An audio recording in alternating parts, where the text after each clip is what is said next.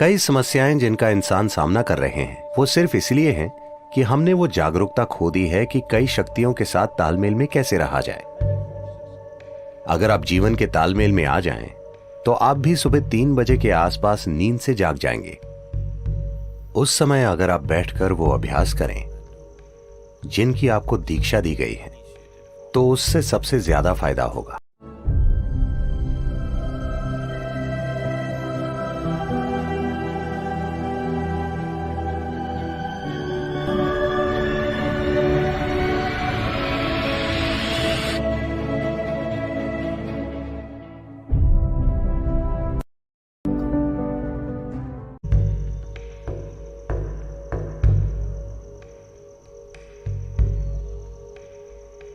जिस तरह से धरती घूम रही है और जो भी हो रहा है, उस वजह से एक बहुत बुनियादी बदलाव आता है सुबह 3:20 से सुबह 3:40 के बीच।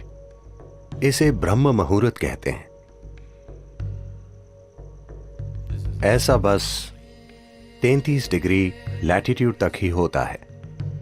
आपका सिस्टम, मनुष्य का सिस्टम, एक विशेष तरीके से व्यवहार करता है। यह एक संभावना है। तो एक जागरूकता रही है इस संभावना का इस्तेमाल करने की। आपका जीवन उन कई चीजों का परिणाम है जिन्हें हम ब्रह्मांड कहते हैं या जिन्हें हम अस्तित्व कहते हैं।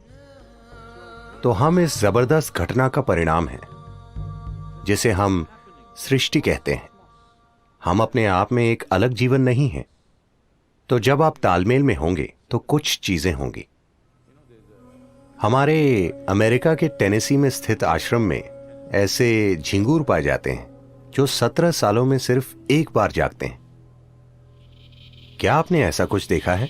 वो समझ जाते हैं कि 17 साल हो गए और वो जाग जाते हैं। फिर वो बच्चे पैदा करते हैं और सो जाते हैं। वो समझ जाते हैं कि 17 साल हो गए, वो भी बिना किसी अलार्म बेल के। तो ये कैसे होता है? मैं कह रहा हूं कि वो प्रकृति के साथ तालमेल में है। हमने प्रकृति के साथ तालमेल खो दिया है और हमें लगता है कि यही हमारी प्रकृति है। नहीं, कई सारी बीमारियां और समस्याएं जिनका मनुष्य अनुभव कर रहे हैं, वो बस इसलिए हैं क्योंकि हमने वो जागरूकता खो दी है कि उन कई सारी शक्तियों के साथ तालमेल में कैसे रहा जाए जो हमें वो बनाती हैं जो हम हैं। तो योग वो तालमेल लाने के लिए है ताकि आप जीवन के साथ लय में हो। अगर आप जीवन के साथ लय में होंगे तो आप भी सुबह 3 बजे के थोड़ा बाद जागेंगे। अगर आप जागरूक हैं तो अचानक आपके अंदर जीवंतता की एक किरण जागेगी, और अगर आप गहरी नींद में भी हों तो भी जाग जाएंगे। आपके साथ ये होना चाहिए। इसका मतलब है आप उसके साथ तालमेल में हैं, आप जीवन के तालमेल में हैं। तो मुझे क्या करना चाहिए? क्या मुझे ध्यान करना चाहिए या क्रिया? इससे फर्क नहीं पड़ता कि आप क्या करते हैं। आपको वो प्रक्रिया करनी चाहिए जिसकी आपको दीक्षा दी गई है,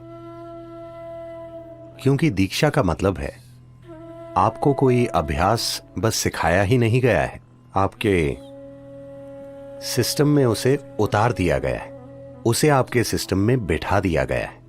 तो वो जो भी हो, अगर आप में एक जीवित बीज है और आप ब्रह्म मुहूर्त पर जागें और वो अभ्यास करें, तो इससे सबसे ज्यादा फायदा होता है, क्योंकि तब धरती के बर्ताव का आपके सिस्टम पर वैसा ही असर होता है।